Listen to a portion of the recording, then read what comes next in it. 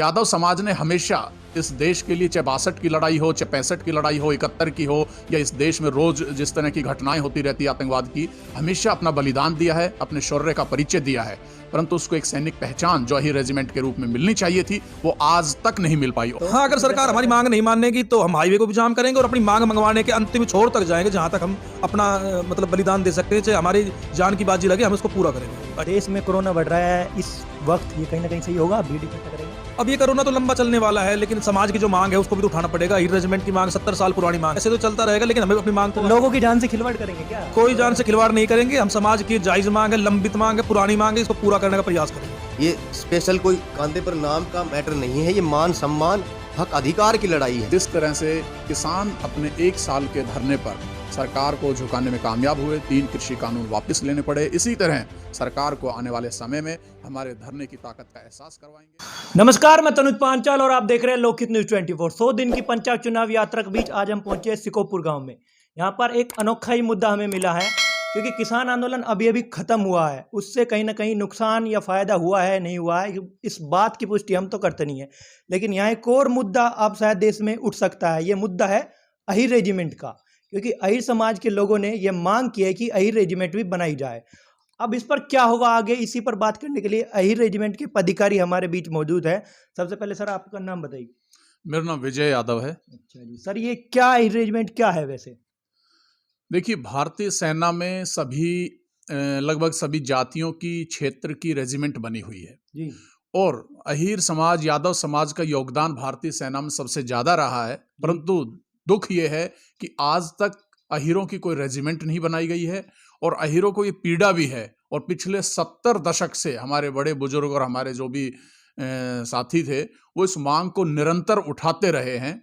और अभी हमने भी, हमारे जो पूरी टीम ने, भाई राज ने और मिंटू ने यह पूरे दक्षिण हरियाणा में एक जनजागरण यात्रा की थी 8 दिन की, 11 नवंबर से लेकर 18 नवंबर रेजांगला दिवस तक। तो फिर अब हमने सभी, एक कोर कमेटी ने और 36 बिरादरी ने और विशेष तौर पर यादव समाज ने निर्णय लिया कि 70 दशकों की जो हमारी लंबित मांग है, आखिर ये कब तक मांग बनी रहेगी? क्यों ना किस वजह से नहीं हुई मांग ये पूरी? मतलब किस वजह से अहीर रेजिमेंट बनी नहीं आज से पहले 70 वर्ष से? कहीं ना कहीं समाज शायद एकजुट होकर सरकार के से मजबूती से मांग नहीं कर पाया, या कहीं ना कहीं हमारे जो जनप्रतिनिधि हैं, जो राजनेता, सांसद है, विधायक है, वो बड़ी मजबूती से संसद में, लोकसभा में इस मांग को रख नहीं पाए, या हमारी मांग चाहे पूर्व में सरकार रही हो या वर्तमान में सरकार है, वहां तक हमारी बात पहुंच नहीं गई। पहुंचाई भी है तो उन्होंने हमें नजरअंदाज भी किया है। क्या वजह है कि आप ये मांग कर रहे अहीर रेजिमेंट की? देखो, वजह बिल्कुल वाजिब है। यादव समाज ने हमेशा इस देश के लिए, चाहे 62 की लड़ाई हो, चाहे 65 की लड़ाई हो, 71 की हो, या इस देश में रोज जिस तरह की घटनाएं होती रहती है आतंकवाद की, हमेशा अपना बलिदान दिया है, अपने शौर्य का परिचय दिया है। परंतु उसको एक सैनिक पहचान जो अहीर रेजिमेंट के रूप में मिलनी चाहिए थी, वो आज तक नहीं मिल पाई। और दुख होता है हमें, जब 1962 में, जो मैं समझता हूँ कि सबसे विश्व की कठिन लड़ाइयों में से एक यादव समाज ने रेजांगला पर लड़ी थी, और उसके बाद जो एक गीत गाया गया या उसके लिए भाषण दिए गए, वहाँ अहीरों का कोई जिक्र नहीं हुआ। और राजपथ पर भी जब 26 जनवरी को, जैसे अभी 26 जनवरी आ रही है, जब परेड होती है, तो वहाँ हर रेजिमेंट का, हर जाति का, हर क्षेत्र का जिक्र होता है, पर यादवों का वहाँ भी जिक्र नहीं होता। तो बड़ा दुख होता है कि हमारे जवानों ने, हमारे वीर सैनिकों ने इतना योगदान दिया इस देश के लिए, पर उनको आज तक सैनिक पहचान नहीं मिली। हमारे नौजवानों को रोजगार भी अब बहुत कम मिल रहे हैं। तो इसके लिए सब इस नौजवान सरदारी ने निर्णय लिया कि किसान आंदोलन की तर्ज पर एक मोर्चा खोला जाए दिल्ली में बैठी हुई सरकार के, और उनको एहसास करवाया जाए कि अब जो 7 दशक से हमारी जो मांग है रेजिमेंट की, अगर उसको अब नजरअंदाज किया गया तो ये आर पार की लड़ाई होगी। और इसी के लिए 21 जनवरी को शिकोपुर मोड़, जिला गुड़गांव, हरियाणा में एक अनिश्चितकालीन धरना रखा जा रहा है। और वो धरना तब तक चलेगा जब तक केंद्र सरकार अहीर रेजिमेंट का गठन नहीं कर देगी। क्या ये धरना शांतिपूर्ण होगा या जनता को परेशानी फिर होगी? देखिए, जितने भी धरने हुए हैं, मैं समझता हूं सभी शांतिपूर्ण हुए हैं और जनता को कोई परेशानी नहीं हो। और किसान आंदोलन में नहीं हुई परेशानी? बहुत सी जनता कहती है ना, बहुत ज्यादा परेशानी। यादव समाज का इतिहास रहा है, इसने कभी जनता को, जी और किसी को परेशान नहीं किया। और मैं समझ रहा हूँ इस धरने से जनता को परेशान होने की बजाय बल्कि फ़ायदा होगा। जो हमारे नौजवान हैं उनको रोज़गार के रास्ते खुलेंगे, जो हमारे वीर सैनिक हैं उनको जो पहचान मिलनी चाहिए थी, जो मान स्वाभिमान मिलना चाहिए था वो मिलेगा। और ये धरना हाईवे के किनारे रखा जाएगा, ना कि हाईवे पर। हाँ, इतना मैं कह देता हूँ आपके इस मीडिया के माध्यम से कि अगर सरकार नज़रअंदाज करेगी तो मजबूरन वो धरना फिर हाईवे पर भी आएगा। जी सर, आप बताइए, आपका क्या नाम है जी? मेरा नाम राज यादव है। अच्छा, क्या तैयारी है अब आगे की कई रेजिमेंट पर आप लोगों की? हमारी तैयारी तो पिछले कई सालों से चली हुई है और तैयारी ये है कि अब जो 21 तारीख से धरना चलेगा 21 जनवरी से, तो हम पूरी ताकत से और समाज 36 बिरादरी के सहयोग से इस धरने को आगे बढ़ाएंगे और सरकार तक अपनी मांग को पहुंचाने का और पूरा करने का प्रयास करेंगे। इससे कहीं ना कहीं जनता परेशान नहीं होगी? जनता कोई परेशान नहीं, जनता हमारे साथ है। और जब धरने होते हैं या बड़ा आंदोलन होता है तो थोड़ी बड़ी परेशानी तो उठानी पड़ती है, लेकिन जनता हमारे साथ है।